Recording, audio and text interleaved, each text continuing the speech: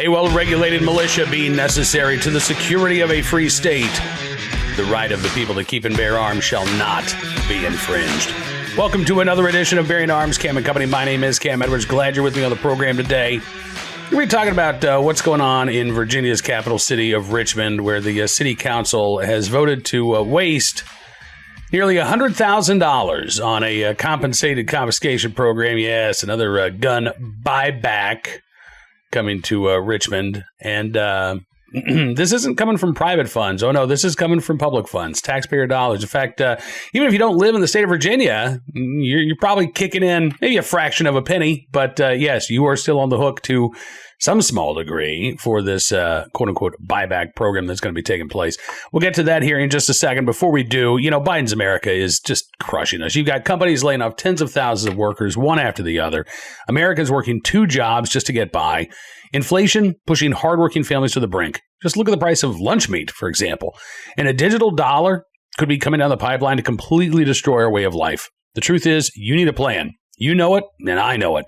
And that's why you should call Goldco, so you can diversify your savings and investments with gold and silver before things get worse.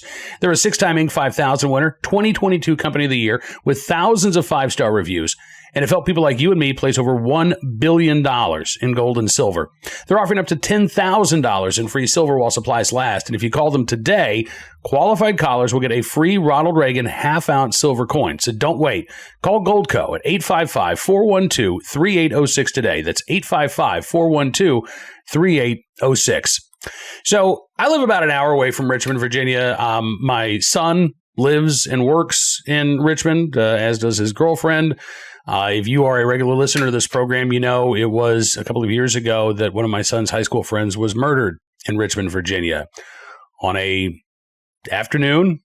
She was apparently walking to a convenience store. Nobody arrested in the years since that homicide took place. But I have a vested interest in crime and crime fighting in Richmond. And I got to tell you, it's my belief that LeVar Stoney, the mayor of Richmond, is maybe the worst mayor in America. If Richmond were a bigger city, I think LeVar Stoney's incompetence would get a lot more attention. But, it's not even the biggest area of Richmond, right? Virginia. Northern Virginia is a much more populated area. Richmond kind of gets a pass, particularly compared to, big cities like Philadelphia, Chicago, San Francisco, LA, New York. What's going on there is still just absolutely ridiculous. So this is the headline from the Richmond Times-Dispatch. Richmond City Council approves $80,000 gun buyback program. Yeah, the Richmond City Council unanimously approving this week this compensated confiscation program, which will cost $80,000, they say, to organize. The city plans to use American Rescue Plan Act dollars to fund it. Yeah, so we're using stimulus funds to buy back garbage guns, basically, which I guess is an economic stimulus in some way, but not, I think, what most of us had in mind when these stimulus funds were approved. The Times-Dispatch reports the decision to host another event comes as part of the city's ongoing attempt to curb gun violence and decrease the number of firearms in the community. And again, that's an important consideration. They're acknowledging this isn't just about fighting crime. This is about reducing gun ownership, voluntarily, mind you. But again, this is taking aim at those who are exercising their right to keep and bear arms, trying to denormalize it, trying to demonize it. You're better off, if you just hand your gun over for a couple of $100 worth of gift cards. That's the impression that the city is given here. This ordinance approved by the Richmond City Council this week says this legislation and the related grant contract seek to prevent gun violence by reducing the availability of guns, providing a safe means of getting rid of unwanted guns, and creating collaborations amongst Richmonders working to create a safer city. Now, I call BS on that because Mayor Stoney has actually rejected what a lot of community leaders are calling for: more law enforcement. There's a group of black pastors in Richmond who have been fighting City Hall for years now, trying to get the city to approve funding for a program, basically Operation Ceasefire. And this is sort of a carrot and stick approach. We've talked about this on the show before. I've written about this at Bearing Arms. To me, it is one of the best strategies to fight violent crime. You identify those small number of offenders who are responsible for a disproportionate amount of violence. That's the first step. And that's easy to do, relatively speaking. Most of these individuals already involved in the criminal justice system, they're known to police, they're known to the community, and they've got records for the most part. Again, we're talking about repeat prolific offenders. And so there's a collaborative approach. I know the City Council of Richmond, very big on collaboration. They just talked about it in their ordinance. So this collaborative approach involves resources like the Richmond Police Department, the Commonwealth's Attorney, as well as the U.S. Attorney and federal law enforcement. And the idea is you identify these prolific offenders, and you offer them a way out. Basically, you call them in, generally using their probation officer, and you say, look, we've had enough. You're going to stop shooting, and we will help you turn your life around if you'll let us. But if you don't, we're going to put you away for as long as we possibly can, because we just can't have you out on the street committing these types of crimes anymore. So over here are all the resources. Here's the community groups that are going to help you get your GED. Here's maybe your old high school principal, maybe your middle school teacher who cares about you, who doesn't want to see you die on the street at 21 years of age. And they're going to help you. But again, if you reject that help, well, over here, that's the U.S. Attorney. And we're going to be sending every one of your cases to that office. No plea deals, no slaps on the wrist. We're going to put you away for the maximum amount of time that we can, because on your current path, you are a danger to yourself and others. When this program is put in place and you see that collaboration between local, state, and federal officials, homicide rates can plummet. In Boston, Massachusetts, where this strategy was first put in place back in the 1990s, juvenile homicide rates fell by more than 50%.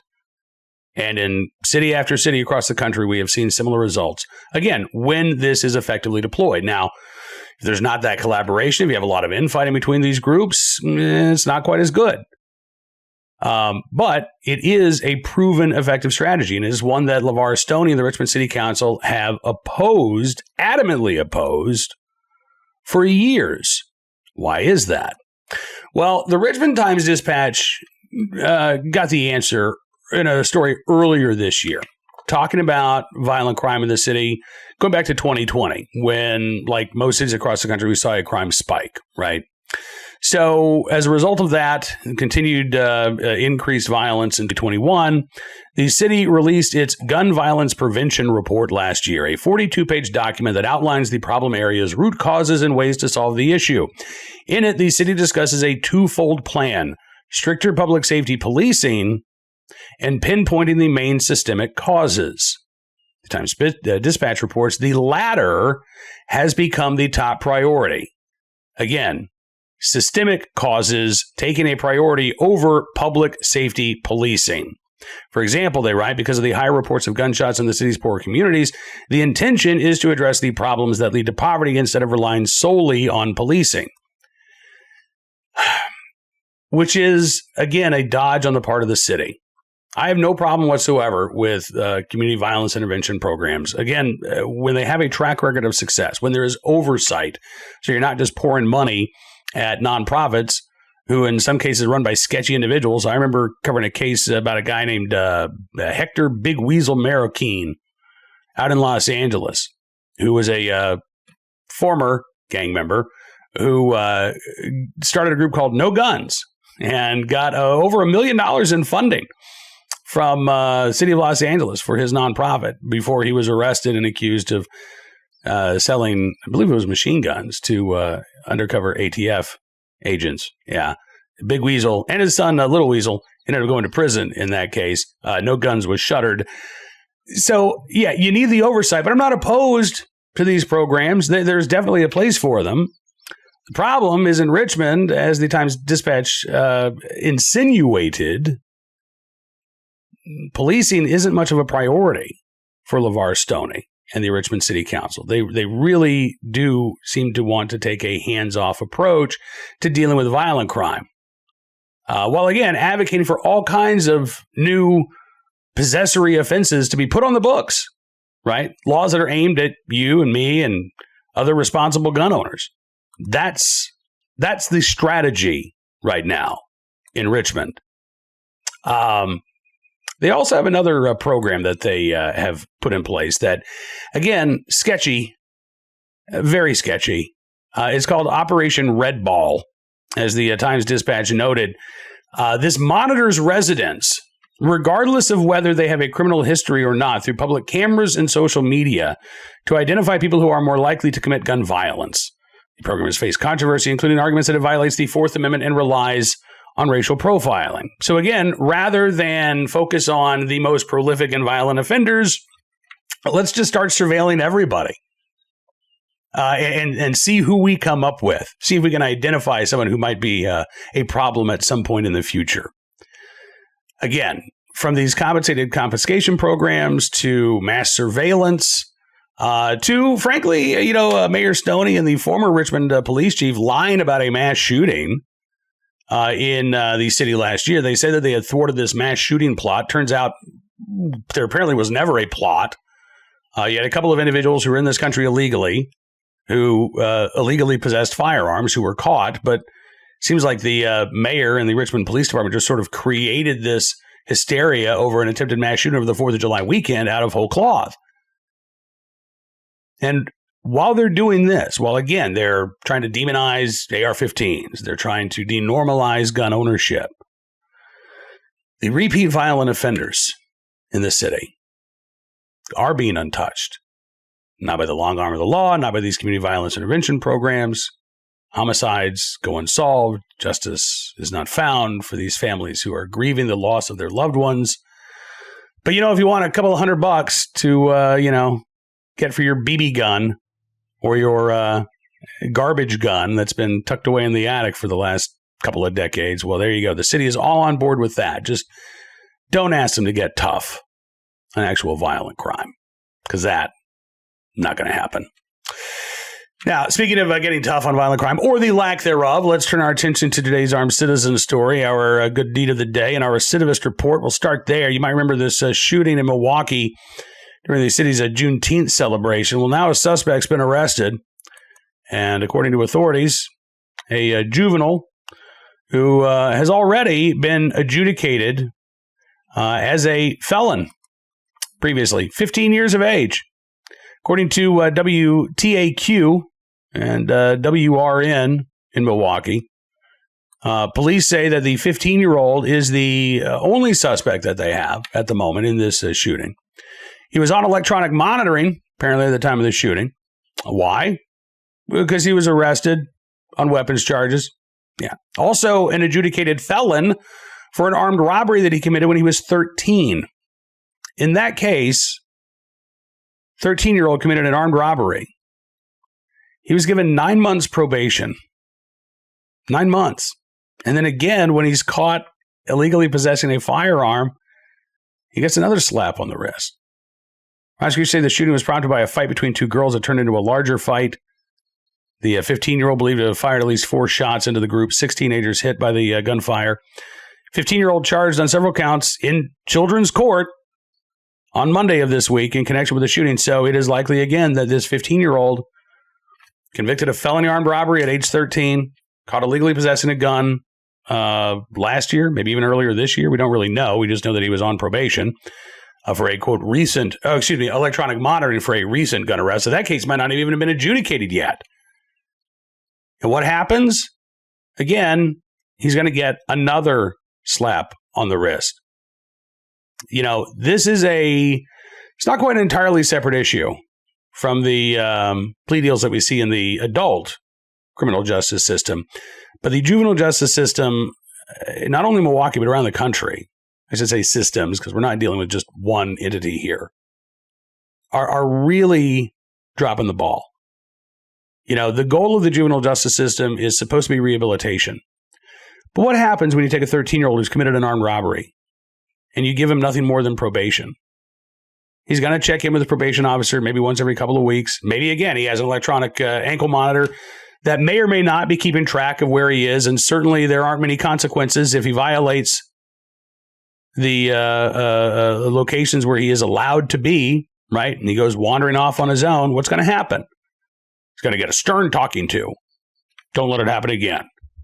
That's what's going to happen. You know, when you've got a 13-year-old who is committing a serious offense like armed robbery, do I want to see that kid in prison for the rest of his life? No. Do I think that he would be better served in a place, at least for a few months, while he is getting some intensive treatment and supervision, again, to help rehabilitate him, to help turn his life around? Yeah, I do. I don't think that should even necessarily be seen as punishment. Might very well be a better environment for that 13-year-old to be in than living at home, where apparently mom and dad don't give a damn about what their kid is doing, since he has been repeatedly caught with a firearm and repeatedly accused of committing violent crimes. But, you know, it's not just mom or dad, because apparently the state doesn't give a damn either. Because, again, they can step in, theoretically, at any time. And in this case in Milwaukee, they have not. Time and time and time again, this juvenile has been caught either illegally possessing a firearm or committing a violent crime with a firearm. And again, so far, every time around, slap on the wrist, rinse, repeat. We'll see you soon. Today's armed citizen story, Long Beach, California, where a homeowner fatally shot a woman who was attacking his neighbor over the weekend. Now, we don't have a final determination here by police. It is possible that this individual could be charged, although it sounds like police believe this to be a case of defense of another.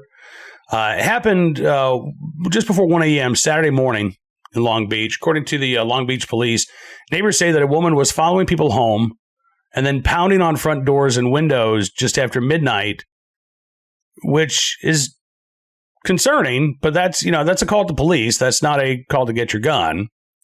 However, when she started attacking a woman, well, that escalated things. Long Beach Police Department spokesperson Alyssa Beza said through the preliminary investigation, including statements provided by witnesses, detectives learned that a male adult observed a female adult attacking another woman. The female victim was calling for help, and the man armed himself with a handgun.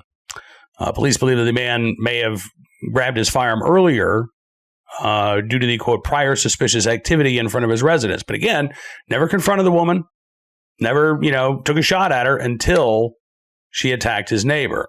The deceased woman, identified as a 44-year-old East Long Beach resident, Andrew Powell, fatally shot as she was charging towards the armed homeowner, according to police.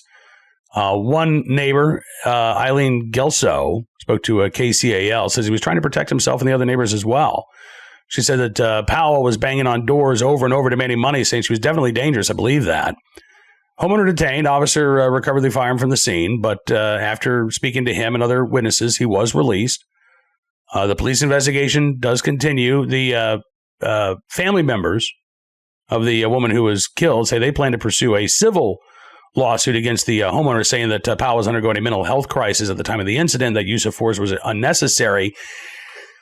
Again, that's going to be a hard case to make, even in civil court with a lower standard of evidence, if police believe that this individual is acting both in defense of himself and others.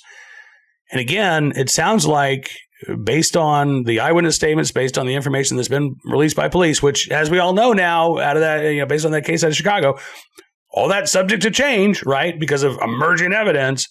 But based on what we know right now, it seems like this individual did not resort to deadly force until there was an actual physical threat against the life of his neighbor, and then again, himself, right? He grabbed his gun and intervened when he saw his neighbor being attacked by this woman, but he didn't fire a shot until the individual who's attacking his neighbor turned and started charging towards him. So we'll keep our eyes open for any more details on the situation out of Long Beach, California. But right now, anyway, this looks to be a case of armed self-defense in SoCal. All right, today's good deed of the day. In the right place, at the right time, willing and able to do the right thing. A police officer down in South Carolina, Greenville, South Carolina, who helped to reunite a homeless man with his family in Virginia nearly 350 miles away. Yeah, this is a good story.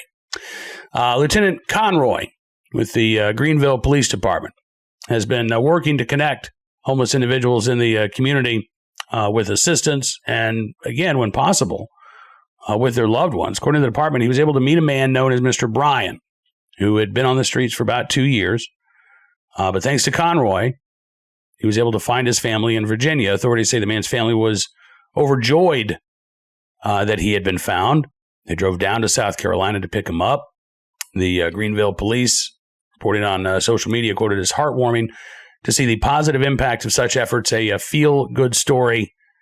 It is indeed. I hope that now that Mr. Bryant has been reunited with his family, he is going to be able to get back on his feet and turn his life around. And again, that apparently, due to the efforts of Lieutenant Conroy going above and beyond in the right place at the right time, willing and able to do the right thing to help Mr. Bryant in a time of need. So a tip of the hat to you, sir. That is going to do it for this edition of Bearing Arms Cam & Company. I want to thank you for being a part of the program as well. By the way, no, I will not be driving over to Richmond to get rid of any of my old guns at the compensated confiscation program, so no. Don't ask. And I would encourage others who, if you have a surplus of firearms around, go to a local gun store. Really.